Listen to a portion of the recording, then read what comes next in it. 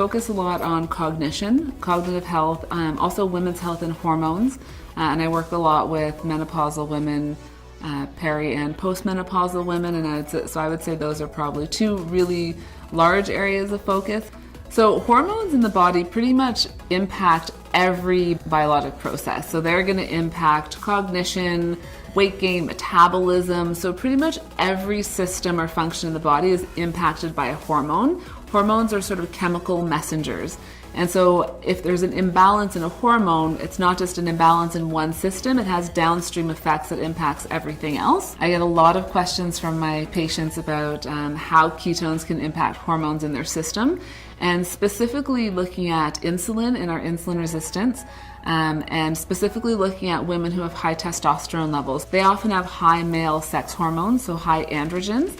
And they're also quite insulin resistant. And so insulin resistance means that your body's not responding to insulin.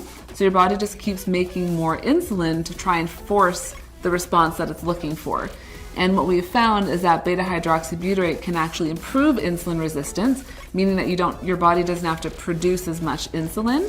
That's a good thing because insulin is a storage hormone. So if you have a lot of insulin, it tells your body store fat right around the middle. So we often see that in women when they're moving into menopause, they naturally become insulin resistant. So all of a sudden they're doing everything they used to do, but they can't lose weight. That's because insulin is spiking and it's telling their body store fat right around the middle. There's something called estrogen dominance. When we have too much estrogen in relation to progesterone, that can actually throw off thyroid function because it causes a chain reaction where you end up binding thyroid hormones, so now your thyroid system is off. So an imbalance in one system will throw off the complete balance of another system. So they're all really interrelated and interconnected. There's a lot of concern that the ketogenic diet, so if somebody, for example, is in adrenal fatigue, that it's not going to be beneficial from a hormone perspective. And we're not finding that that's the case. What we actually have found is that beta hydroxybutyrate can help manage our nervous system. So we have a sympathetic nervous system and we have parasympathetic.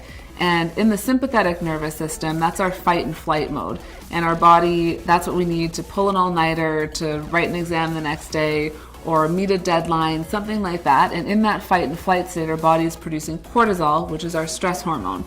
And the stress hormone, kind of like insulin, will also cause fat storage around the middle. So that's another thing that we see that we have to address. So when we're in that fight and flight mode, we're producing a lot of that cortisol. And so this is also where we see things like insomnia. So we need to transition from sympathetic to parasympathetic, which is that calm nervous system. And what we have found is that beta hydroxybutyrate can actually help maintain the balance between sympathetic and parasympathetic, and actually encourages that parasympathetic or the calm state. And in that calm state, we're not pushing cortisol, our stress hormone, and we're not in that sort of fight or flight state. It calms the nervous system down, will calm the cortisol levels as well.